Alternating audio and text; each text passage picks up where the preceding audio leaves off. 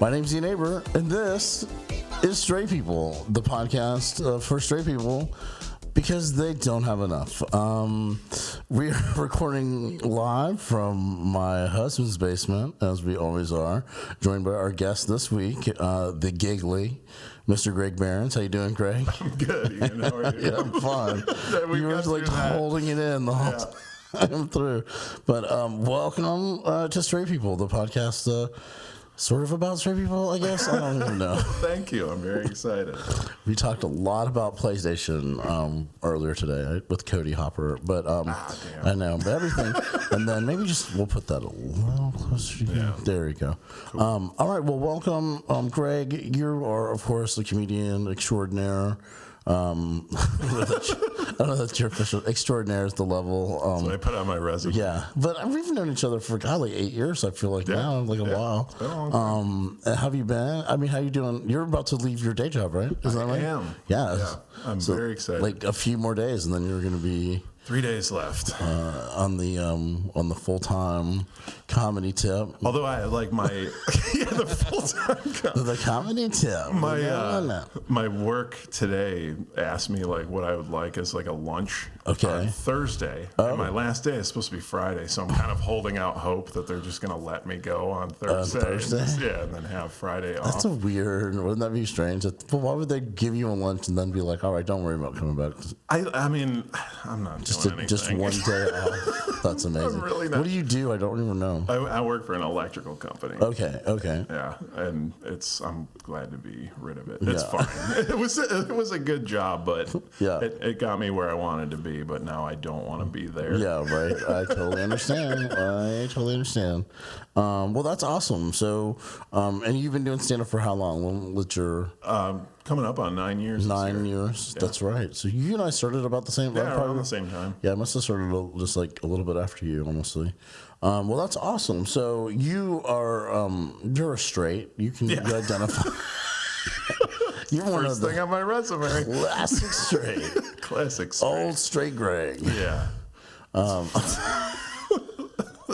one of those there's a straight guy on the line. It's Greg. There's a hands up, there's a good possibility it's me. That's you. That's true. That's true. You've been the straight guy on the lineup for quite a while, actually. Yeah. You were on the lineup, I remember when there was only straight people on the lineups.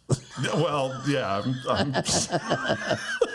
Yeah, we didn't call it that. Yeah, they were just lineups then. Yeah, they were just... that's funny because you look at old ones too. Yeah. A lot of times I'll look at it and I'm just like, dudes. Oh yeah, like a whole bunch of dudes. Yeah, absolutely. Yeah. Have you ever do the Facebook memories? And it'll be a poster, and the poster will just be absolutely. I've seen a few of those. Well, because you see so many of those those mocking ones now because diversity is such a big factor and people consider it. But you see those ones where they're always mocking the host, the guest, the feature, the headliner, all straight white males. Yeah. But then you look at some old lineups and you're like, oh yeah, that was just a Thursday. That was just Thursday night. Also in Atlanta, diversity is not.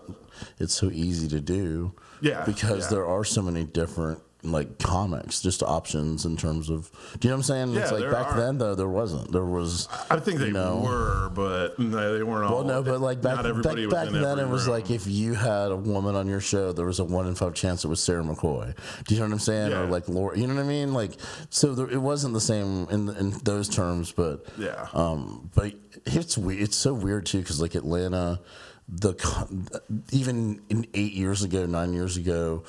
Versus now, just how different the comedy is. Oh yeah, yeah. Sure. The volume. There's just how many people are involved in general, and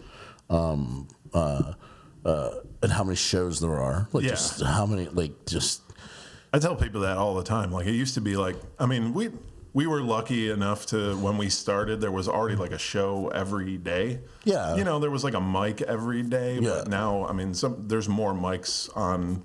A Tuesday than there were every day of the week. Yeah, absolutely, absolutely. Which is great. Well, and think about back then Monday nights.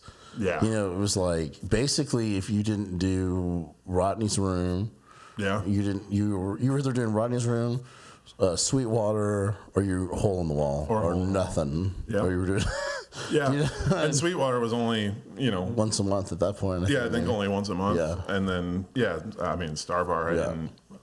But I now went Mondays, there, now Mondays it's like, I think there was probably like 4 other options, Yeah. I did not get up there for a while. Oh, back then? Yeah. Yeah. Well, my impression of Star Bar back then was that unless you'd been around for a while, you weren't. Like, yeah, not welcome, but you were welcome to come watch, but you weren't going to get on it. That's funny. Now it's been at the Earl. Have you done it since it's been at the Earl? Yeah. I've gone twice, and I went up once. Yeah. It's different. I mean, it's a great replacement, but it's not a great replacement. Yeah, it's its own thing for sure. Yeah, absolutely. The standing room is always. I do like weird. the idea though of like if there was a weekly in East Atlanta in the, you know what I mean? It's a great. The first time I ever got to do stand up at the Earl was at a Red Clay. Yeah, and I've gone to so many shows at the Earl, music shows. Yeah, and then when I got to perform there, I was like, oh shit, this is great. It's the Earl. You know, absolutely. I was like, this is cool. Yeah, I have only performed it at once, twice, but it was both for Red Clay. Like one of them was like a showcase, and then I was on one of the Maria Bamford shows this year. Last year it was crazy. It's one of those rooms where you're like, oh, why don't they do stand up regularly? Absolutely. Well, no chairs. I think that's well, they put chairs in for the big shows, right? Yeah. Usually. I feel like usually. Those are, I guess it's I mean, a little much when it's work in music, for Monday. Yeah, right. That's a lot to do for Monday. But like I've never seen a concert where they put chairs in. No, everything else is standing, but. That's a super fun venue. It's one of the best venues. We were just Payne and I went and saw Designing Women live at the old Sketchworks. I saw that, and I looked it up, and then I was like, this looks like the old Sketchworks building. It was totally the old Sketchworks building. I looked up the address, and I was like, oh yeah, that's it. What did you did that? How long did you do Sketchworks for? So that was like live sketch shows, basically. I started there about maybe like a year and a half before I did stand up. Yeah. So like 10 years ago. Okay. And I did that for I'd say about 6 years. 6 years. I started dwindling away as stand up got bigger for me. Absolutely. But absolutely. I really enjoyed it, and it got my I really got started there. Being on stage performing. Did you do it at the same time as Neil? Yeah. Okay. Yeah. Neil came later. Yeah. But I remember seeing a couple of the shows, and one of them you were in. Yeah, and we did a few. Definitely Neil was in it. Yeah, we did a few shows. Probably like 3 or 4 runs. After Neil got there, a couple holiday things. Neil Reddy, of course, from TV's Queer Eye. Yes. Yeah. Neil's so funny. Like, he's great to work with too. Like he's so aggressively sarcastic that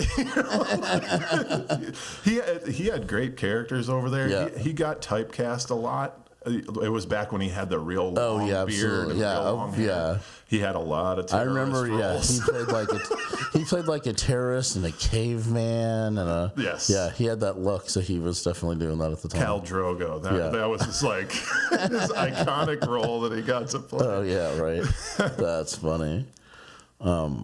So you're a classic straight person, right? A classic straight. You're even from New York. You're like aren't you like a Buffalo? You're a Buffalo straight. Yeah, I'm from a Buffalo suburb called Lockport, New York. Lockport, New York. So growing up in Lockport, you're just born straight. You don't even know. you don't even know you're straight. You're just born. You're just normal, right? Yeah. And then at one point you realize that gay people exist. Yes. And then you're like, oh, I'm straight. This is so much better, or whatever. I assume. I don't know if it was so rewarding, but one assumes. So what was the first? Who's the first either gay person you knew, or when you knew what gay was? You know what I mean? I think I knew what it was because I grew up, suburban working class town, playing sports and stuff. There was always the gay as an insult. Oh yeah, absolutely. So you knew what it meant, but you're just programmed that it's the bad thing to be. But the first gay person that I really remember meeting was my mom was a hairdresser, and she worked in a salon, and there was a gay guy that worked there, and I just remember having that brief conversation of what that means. Yeah. You know, like that he was there with his friend, you know, like, and there's that delicate like tap dance around. What do you mean, friend? You know what I mean, friend. Yeah, basically, like the way a suburban mom would do. but I mean, no chastising of it. No, I've never once, like, not by my parents or anything, given like that, you know, that's wrong. Like, it was just always whispered about, you know, but never like, oh, you should not like that, or you should not be that, or what. I guess because it didn't really come up. But at the same time, like, I never got any kind of like negative towards it. Yeah. You know?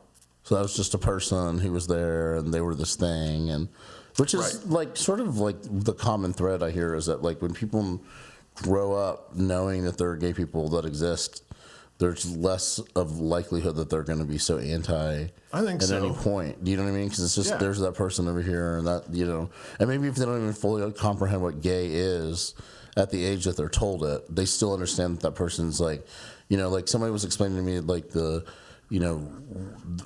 two guys living together and they didn't have kids, and that as they were listening to it, they didn't get what that meant, that they were, you know, thought they were just like friends, right? You know, but then as an adult, they were like, oh, okay, that was a gay couple. Yeah, I get that. Yeah, exactly. Well, I think, you know, when you live in that, like, you live in a bubble and then you don't know, like, but then once there's somebody around that somehow affects your life, I think that's really all most people need, is somebody that affects their life in a personal way. Like, you know them, and you know not to, like, say anything about that thing that they are. Yeah. And then from then on, it's like, well, when you meet somebody else that's like that too, just then apply the same behavior. Just apply behavior, you know? It's like a conditioning. Yeah. But most people just get conditioned in such a poor way. I think it's okay to condition your children to be good. Yeah. You know, just be nice to people. I think that's okay. Yeah, I suppose so. It seems simpler than that. Yeah, it seems simpler than the issue. We just grossly simplified human behavior, but yeah, absolutely. I do know what you mean, though. Yeah. But I mean, just like, you know, you just need somebody to touch your life, you know, in some way where you don't feel anything about that specific thing that they are. Like, I mean, you say, yo, you're extraordinarily straight. Like, I don't ever, hey, dudes, I'm straight. You know, like, I don't ever do that. But I understand. You wear a lot of flannel, though. So that's true. It's about the same thing, really. Well, it's for men. There was that's funny. Like, there was a time when I thought that my sister might be gay. Yeah. Like, when she was in high school and college, she went through a long, you know, goth and then like kind of riot girl punk phase where she wore a lot of flannel and Doc Martens. Yeah. This is a lot the flannel and Doc Martens. And it turned out she was just a loner. Okay. Like, it wasn't, she wasn't really. Yeah. But yeah, it's the opposite with women and flannel, I think. That's true. That's absolutely true. You know, that's very funny. That's, just the idea of, like, you know, a look will make you gay. Do you know what I'm saying? Yeah. And that's sort of what's happening now, is I think is that the, you know, like, especially like with gender fluid and gender nonconforming, it's like you can't look at somebody and get any. No, you really have. But I mean, you have to talk to somebody. Yeah, exactly. You know? Like, just like now you have to find out pronouns and stuff, which is like still even beyond just the gay. Like, just being gay, it's like, okay, well, we're just dealing with sexuality. We're not also dealing with, like, okay, well, how do you identify? You know, it's like I'm just hungry for dick. I'm not. You know, that's all I'm doing. But I hate the idea that people challenge that. They're so opposed to it. Like, how hard is it to call somebody what they want to be called? Well, that's it too. It's I don't really get that. The having a say. Other people get to have a say in the matter. I could never figure it out because I don't know. It's just not right coming from me. But I had a bit like there. I was trying to like work out about that. Like why it's so hard to call people by what they ask you to be called. Yeah. I was like, my friend Dave was telling me about that. And then, you know, but I call him Dave. His name is David. Like, he asked me to call him Dave, and that's what I do. You know, like, I don't really, but I could never figure out like the way to make that funny. And then I just gave up. I know what you mean. I think I did a post once that was like, if you can remember all of your frat brothers' individual nicknames, you can remember the preferred pronouns of the person in front of you. Exactly. Or something like that. You know what I mean? It was like sort of in that vein. You can try. You can definitely. It definitely leaks into what you do and how you act. Like in comedy, I always try to avoid he's and she's in intros. Anytime I host, I always do. Yeah, because then I don't have to have the conversation. That's true. I will say this: the only time that I still haven't figured out how you get around it, but like when you talk about somebody who identifies as they, them, try gossiping about somebody who identifies as they, them. Because then it'll be like, well, then they did this, and they did that, and they.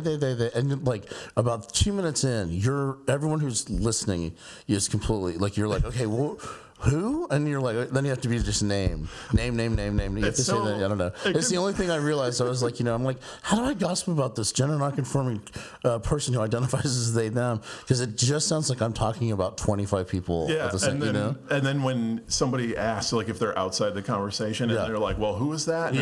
And you can't be like, oh, well, he's a, this. You're like, they're a them. Yeah. Like, I don't know. Exactly.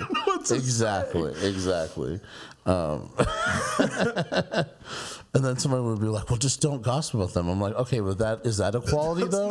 Is that equality? Can I, No, I want to talk about this person. I just want to make sure I get all the pronouns correct. Right. So you're like so you're a stand-up, but you're also a fan of comedy. So you listen to other comics and grew up listening to comedy. Yeah. So who are your favorite comedians? I like a lot of old comedy. I really do. Like I love like Rodney Dangerfield and Stephen Wright. Yeah. I always, when I started, I thought I was going to be like a one-liner guy, and then I just kind of like pigeonholed it into a show, and like I'll do my regular thing. Yeah. But because I can't do that non sequitur kind of act. Just the next thing. Mitch or Stephen Wright or something. Yeah. But I love that kind of comedy. Absolutely. I was a huge Seinfeld fan growing up. Like there's a lot, but I love a lot of old comedy. Like I like Jonathan Winters and like that's awesome. Just stuff like that. Even Joan Rivers and like just. I remember watching a lot of comedy when I was a kid. That's awesome. Yeah, I've been watching those like I watched like Rodney Dangerfield, like his clips, like when he's the guest. Tonight Show stuff. Yeah, Don Rickles too. Don Rickles is so great. There's that one of him. There's this great story that he tells, Don Rickles, about he's having dinner with a girl and he sees the Sinatra story. I just love those, and they're just so killer. It's like so great, such an amazing. I get lost in those rabbit holes of YouTube quite a bit, especially things like you said, Jonathan Winters, and there's like a lot of those folks who it's like I don't even know. Do any of them do the millennials know? Do they know like Tim Conway? Like that's the. I've been watching a lot of those, the Carol Burnett and like the sketches and the way he like before they're purposefully breaking. Yeah, absolutely. Well, no, but there would be. I think they built in those sketches where he could just say whatever, and those moments when he's saying whatever, his delivery's like he does this thing where he says like outrageous thing, and then they try to he milks it, and then he says he tops it, and then tops it again, and it's like by the time he gets to that fourth topper. Yeah. Harvey Korman's on the floor crying. Absolutely. It's some of my favorite. Like those. I love that. I always recommend stuff like that to when people are always telling me like, I listen to this comic or I listen to this podcast or I'm like, just watch old Tonight Show clips. Now I get stuck in the rabbit hole of watching, like trying to catch Johnny smoking. Johnny Carson. Does he take? He's always like. Did he have? Like he's always has a cigarette burning under the desk. That's like the lore. Yeah, and you can always spot him like when the camera moves, like when they're coming back up. So he's hitting the cigarette as they're answering the question. He smokes like 4 packs a day. Really? I never knew that. That's really funny. So what's a good example of an interview? Where... there's a Jonathan Winters one I just watched the other day where he actually takes a cigarette out of a pack and he's fumbling with it like during the interview. But Jonathan Winters is like killing, like just telling a story of like an old drinking story or something. So I wonder if he did that like in the 80s and stuff, like when the rules had changed more. Yeah, I don't. You can watch it though. You'll see it pop up like after a commercial break, like come up from behind the desk and like he's just like idea. waving off. You just got one burning down there. That's funny. Like a precursor to like all those Vice shows where the guys are just getting high and like eating whatever. Have you watched any of that? Have you ever tried to watch any of that? Like where they just, I don't even know what it's called. Like I watched one the other day and it was like they were cooking with cannabis, but they were also getting high at the same time. And so like about 16 or 17 minutes in, none of them made any sense. Like they were just, I don't know. Yeah, I'll try to watch those cannabis cooking shows and stuff. But because I love cooking shows and I like weed, I don't really, they're talking about flavor profiles. Yeah. So just tell me which cartoon it pairs with, and then I'll just I'll sit there and watch that. That's funny. So the leaving work to do so what's your like? Are you going to tour, or you're working on creating content? You're writing more. What's I'm writing a lot more. Yeah. I was hoping there would be like an initial kind of deluge of shows that I would pick up just from quitting. Yeah, like quitting. Congratulations! Here's some bookings. Yeah, which I did get some. Good. Which is cool. So I'm going to some new places. I got some festival stuff out, and I really want to do an album by the end of this year. Like I was going to do it last year, and then some stuff came up, like another like project that I'm in kind of the middle of, and that came up, and that kind of sidelined it. Yeah. And I'm so goddamn sick of telling some of these jokes. You just want to get them out. Yeah, I just want to get them down. Like that. I know there's a good hour there. I just need to run it. Yeah, I totally get you. And, you should do it. Do it in the fall. Yeah, I've got a lot more headlining gigs coming up out of town and stuff. So I'll definitely have the opportunity to. I was hoping around like Halloween time. Oh yeah, like would be cool to do. Well, talk to me afterwards. I might know somebody who books a room that you might be able to get some extra time in, maybe. For sure. I would definitely. Like in the September or August time frame, maybe? This is such an awesome... Yeah. Like towards the back end of this interview is just me like pining for spots. Well, Cody Hopper was here earlier today, and at the very end I was like, what if I just book you? Let me just we'll get the calendar out, and that'll just be like as a guest. You just get a spot too. But that would be funny. Just a whole podcast that all it was somebody booking their show. Well, I mean, I was on Joel's podcast, shout out to Hot Breath with Joel Byers, and Joel asked me, I mean, maybe 3 or 4 minutes into being a guest on his podcast, why I don't book him. Well, I mean, he thought it was funny anyways. I didn't. No, I did. I thought it was funny too. But that happens. The booking thing, at least on the podcast, I'm not really doing it. I'm just joking around. Yeah.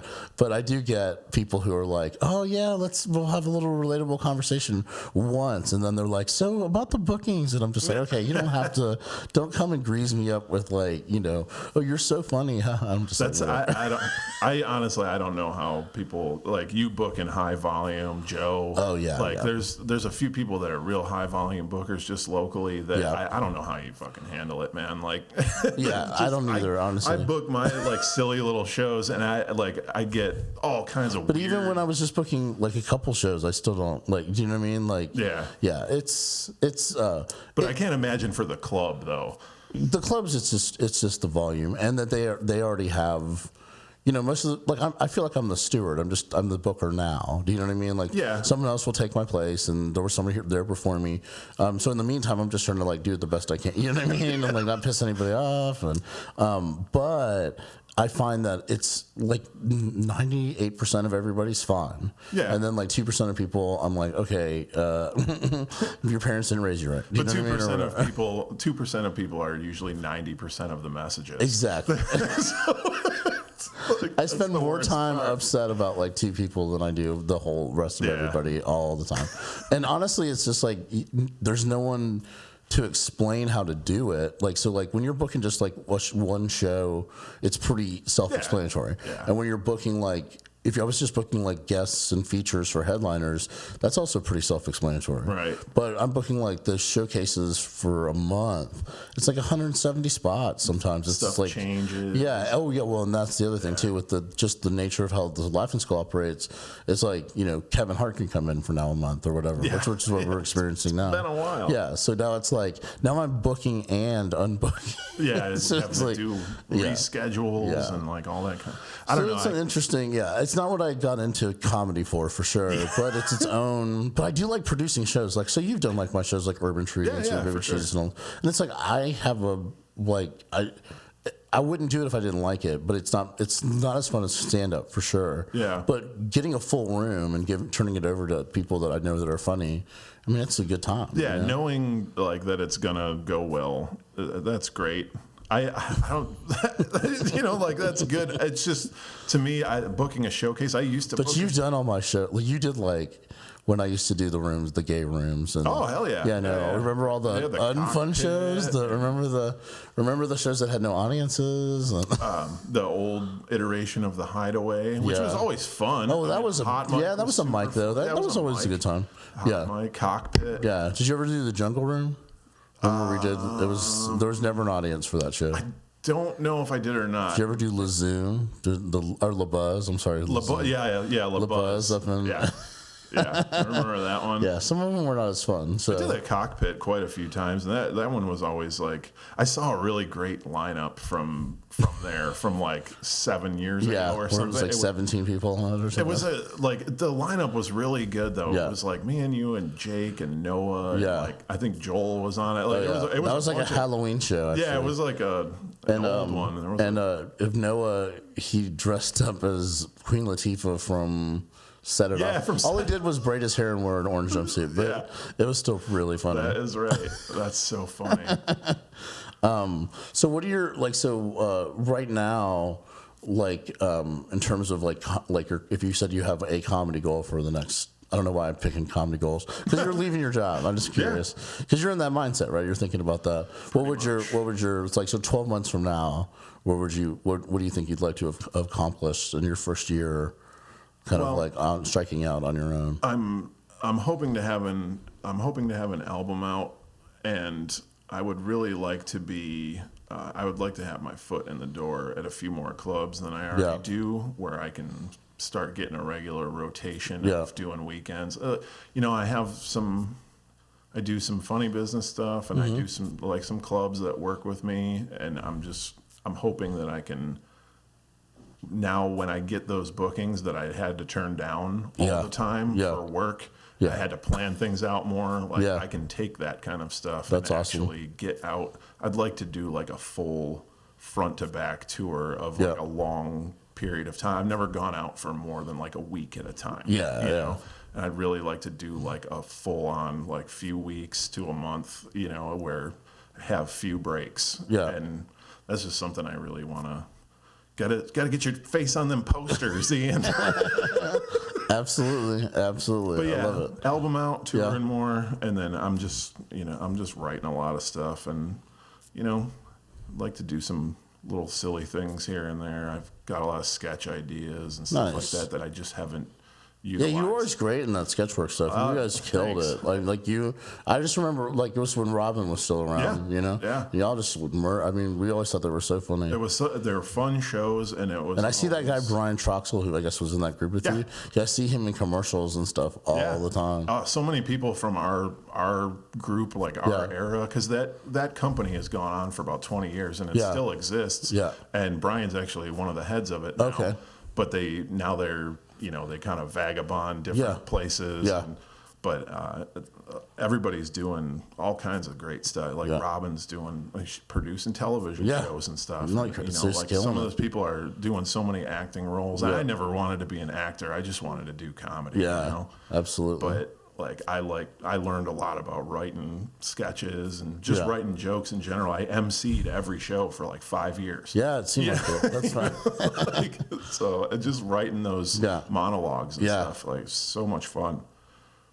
Yeah, that's awesome. I remember one of my favorite things that you did, and do not bring it back, because like when I say things like this, then people bring it back and then it doesn't work, and then they're like, oh yeah, I tried it. I'm like, I didn't say to try it. I said I liked it.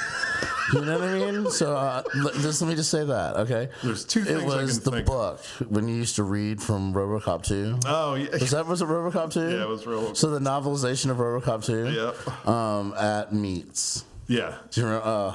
I think I still that bit, I credit that bit as being the one that like kind of got people paying attention to me locally. Yeah. Because I'd been around for a while. Yeah. But that was when I really felt like I started doing a lot of the like cool shows. Yeah. Like people saw me do that a couple times. Yeah. And then I started hitting on it. And like the first time I did it at Star Bar, it killed, you know? And I was just like, oh, this is great. Yeah. But now, after a while, I kind of just like, I couldn't do it the same way anymore. And I don't have a place for it. Like, it just doesn't fit with any of my material. Like, I wish I could just do like a 1 hour of just pop culture bullshit. Yeah. And then do like my hour of I bet you it would work if you ever do like a Dragon Con or any of those kind of con conventions. I bet you that bit would always work. Yeah. You know what I'm saying? Just because it is that deep of a pop culture kind of like I really thought it was a thing. I actually have several other ones. I did one time at Meets. I did Halloween too. I was there for that. I think so. I won the Halloween show, like the campfire. Yeah, I was there. Yeah, that's when you did the golden poussoir. Yeah, the golden poussoir.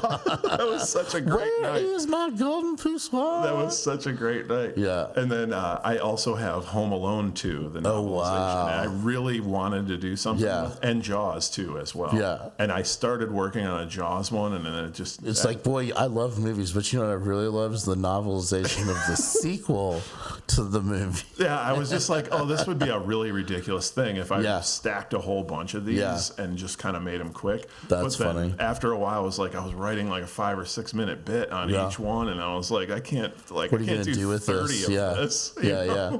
That would be good, though, is if you strung those all together and do them as like the... like a friend show, you know what I mean? Because then they want more themed stuff like that. Yeah, just like a one-person thing. Oh, yeah, that would actually be really funny. It's birthed right here on Straight People. Well, I did say I just liked it though. Don't bring it back. Exactly. Well, I would do that. Like I remember, I can't remember who it was. There was somebody who had a joke about like how. I mean, I think it was like something about like. Kangaroos have 3 vaginas, or something about like there was a number of vaginas to an animal that was like 3 vaginas, but the men have 2 dicks, and I'm just like, okay. And I always thought that was such a funny joke, and then I would always suggest, oh, you should tell that, and then the person would tell it, and it would bomb every time. And finally, they're like, you're trying to sabotage. Yeah, well, I can tell you 100% that RoboCop bit never worked in a club ever. Oh, I can't imagine it would. Yeah, like, but other you do it at the 1 a.m. show or Star Bar or something, Relapse or something, and they would just kill. Yeah. But like, try to do that on I have only one bit where I read something from my phone, and I feel like every time I do it, like a total so I read a paragraph. It's like a little snippet from like Nextdoor. Yeah. And I feel like that's like. I was always like this. So for 8 years, I've never looked at my phone once like that and said, I'm going to read this thing. And now that I do it, I'm like, I feel like a hack. Like like the joke works so good, but I'm going to almost get rid of it. But there's ones, that are so funny. But you need that. I know. I just can't. You can break it. I mean, I always loved fucking Dan Weeks' bit about the haircut. Oh, yeah, where he read absolutely. all the reviews. Yeah. It's so funny. Yeah, absolutely. Alex Price has that. Is it haunted? Yeah, that's it haunted? That's a great Why would it be? Yeah, that's true. I don't know. I just went so long without ever doing one. I was like, okay, when I finally had one, I'm like, okay, now what? I just always loved I could always tell if people were going to be on board with that. Right away. I drew the comparison between RoboCop and Jesus. Yeah. And I'm basically I'm talking about the Bible at first, and then when I do the reveal, then it's when it gets a huge laugh. It's RoboCop. But I could always tell if nobody was biting on the religious jokes that they're probably not going to like the entire thing. And then it's a long walk. Did you ever bail? Did you ever bail on it? Like get all the way to the reveal and then be like, you know what, I'm not going to do the rest of this. No, I always dug in on that one because it was just like that would usually, it's like my 9/11 joke. Like there's that one that it'll save it, but the rest of the journey is not going to be super fun. But I gotta do it, Right. It'll just, That's it'll funny. work. That's funny. Okay, so we're almost at the end here. I think we've covered stuff. You're straight. You're killing it. You're killing it with your straightness. Okay, so that's my paraphrase. That'll be the lift. The preview will just be like Greg Straight. But I always ask people at the end of the show. First of all, thank you for being on and talking. Yeah, of course. Hopefully it's good. And tell people where they can find you on the socials. Everything. I'm at Gregular Comedy on everything. On Twitter, everything. Instagram. Okay, cool. And the last question I ask is, straight people run everything and do everything and make everything, but like they eat. They like to eat. Straight people like to eat, and like so if you had some straight people coming over for dinner or lunch or whatever, what would you be served? Like, oh yeah, you're also known for I've left the crock pot stuff out. Damn it. Okay. You spend a lot of time cooking. You do. You're a cook. Every October you have Crocktober and you cook a different crock pot meal. Sometimes it's a snack. Sometimes it's a mulled cider, maybe. At Regular Comedy. Yeah. Hashtag Crocktoberfest. Crocktoberfest. Okay. So what would you serve some straight people? What do straight people eat? Straight people like a lot of stews and things that you can eat for like 2-3 days. Yeah. Like we make like. Oh, it tastes better the next day. That's a straight person thing. I don't buy into that. Like I don't believe that. Like that The day flavors, old food is as. Oh yeah, because the flavors had a chance to marry, like straight people. That's what it is. That's the whole thing. But I don't believe that like that day old food is better than fresh food. Like it doesn't. Like I get some. I'm from a family of more. that's pretty much the truth. We all believe that. Where you eat like everything tastes better the next day. You buy like a pizza and eat it for a week. Everything tastes better when mom was hungover the next day.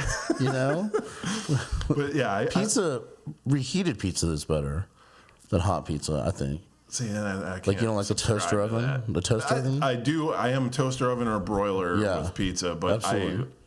I don't. You want it hot, I want regular. it new. Yeah. Okay. Like I want fresh pizza. But I think in general, either stews are always a big hit, or anything that they can stand around and watch being cooked. Oh wow, like that's a great answer. Yeah. And stews, because it has the name Stew in it, it's like a man, so that makes like a straight man named Stew. Stew seems like a gay man's name. Does it? Yeah. Stewart is a gay man's name. Yeah, it is. Well, I guess if you don't want to go by Stewart, then you've resigned yourself to straight. I knew a gay couple, Stewart Stuart and Stewart Stewart. Holy shit! Mm-hmm. How? And they looked alike too, honey. I believe that part. One went by Stew though. Stew and Stewart. How did they decide? Who gets to be Stew? I think one of them was always a Stewart, and the other one had to like acquiesce and become a Stew. Stew is so much more of a straight. But he was more of a it wasn't just Stew. Was it the U or the EW? That I've never known. I didn't. I lost interest when they were like, well, there's different spellings. It's like, all right, whatever. I'm over this. You're practically one person. Do you know what I mean? Like when you have sex, you're just trying to climb back into the other one's body. Is that what's happening? Yeah, that would be a very weird. You're yelling out your own name, which I guess some people would enjoy, but right? I don't know. I guess you're yelling out your own name. You're yelling out somebody's name. You're not distinguishing between you and EU in your lustful screams. You. Fuck me. You. I know. Stew. All right. I think that feels like a break. Like we should break it off there. All right.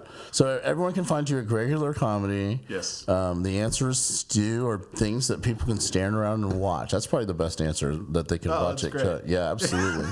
Because that like covers a lot of stuff. Yeah. My name's Ian Aber. This has been Straight People. You can like us or subscribe to us or like suggest us to your friends or like binge listen to us or whatever. But just do something because like I can't do this alone.